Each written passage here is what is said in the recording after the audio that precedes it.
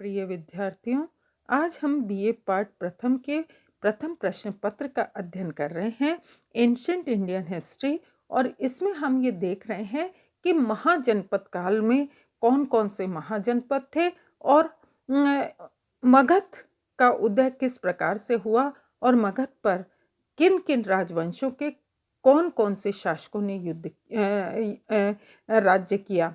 हमने अभी तक देखा कि हर्यक वंश के बिंबिसार, अजातशत्रु और उदयन ने शासन किया और इसके बाद शिशुनाग वंश जो है वो मगध की राजनीति में प्रवेश करता है। शिशुनाग वंश का संस्थापक राजा शिशुनाग था। इसका काल 1411 से 393 ईसा पूर्व था।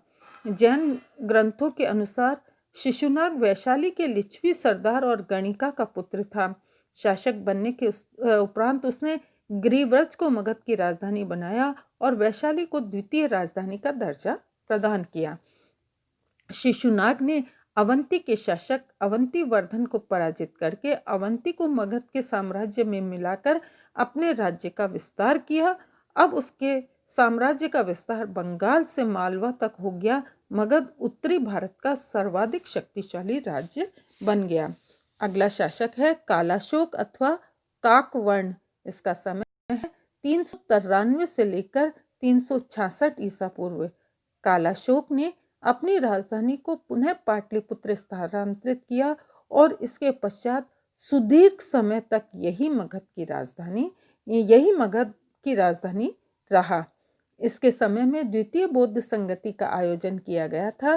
पहली बौद्ध संगति विद्यार्थियों मैंने आपको बताई थी कि अजातशत्रु के समय में हुई थी 483 ईसा पूर्व में, और दूसरी बौद्ध संगति 383 ईसा पूर्व, यानी पूरा 100 इयर्स का गैप इस संगति में या इस कॉन्फ्रेंस में इस सभा को आयोजित करने में रहा।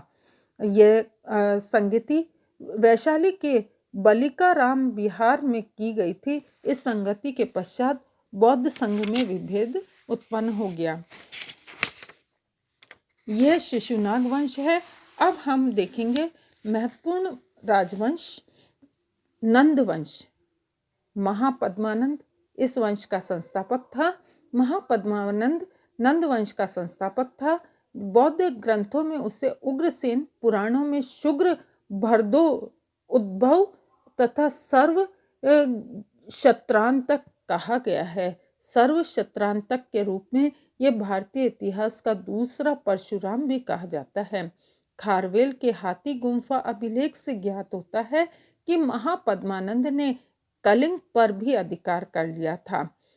कल्पक नामक मंत्री ने अपनी कूटनीति से नंद वंश के साम्राज्य की सीमाओं का विस्तार किया और अंततः तात्कालिक समस्त राजवंश शिशुनाग वंश, इक्ष्वाकु, पांचाल, काशी, कलिंग, अश्मक, कुरु, मैथिली, सूरसेन, नीतिहोत्र आदि को समाप्त कर दिया।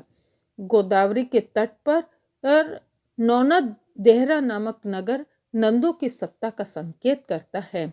महापद्मानंद ने पहली बार मगध साम्राज्य की सीमाएं गंगा की घाटी को पार कर सिंधु नदी की घाटी में व्यास नदी तक फैला दी थी एवं एक छत्र सार्वभौम सत्ता की स्थापना का सिलसिला यहीं से प्रारंभ होता है। इसका श्रेय नंद वंश के संस्थापक महापद्मानंद को दिया जाता है। विद्यार्थियों, नंद वंश का अंतिम शासक घनानंद था, जिसे चाणक्य की सहायता से चंद्रगुप्त मौर्य ने परास्त कर नंद वंश की नींव डाली थी। बच्चों, आपको ये स्मरण होना है कि मगध की बहुत सी अनुकूल परिस्थितियों, भौगोलिक, सामरिक, आर्थिक व सामाजिक परिस्थितियों ने इसके उत्थान में बड़ा योगदान दिया। लोहे की खानें मगध के आसपास के क्षेत्र में स्थित थी। इससे कृषि और सामरिक गतिविधियों के विकास की गति को बढ़ावा मिला। सामरिक दृष्टि से भी मगध की स्थिति सुदृढ़ थी। मगध की पहली राजधानी राजगृह थी 5 पहाड़ियों का समूह से घिरी हुई थी। दूसरी राजधानी पाटलिपुत्र गंगा, गंडक और सोन नदियों के संगम पर थी। ये जलदुर्ग के समान थी। जलमार्ग से पाटलिपुत्र के व्यापार वाणिज्य को भी बढ़ावा दिया गया। गंगा घाटी के इस उपजाऊ क्षेत्र में खाद्यान्न की कभी कमी नहीं रही। विपुल धन से बड़ी सेना खड़ी करना संभव हो सका। मगध को एक फायदा पूर्वी क्षेत्र से हाथियों की उपलब्धता आसानी से मिलती थी, ये भी मिला। मगध का क्षेत्र बौद्ध और जैन धर्म का उद्गम स्थल होने के कारण सामाजिक दृष्टि से उपयुक्त था।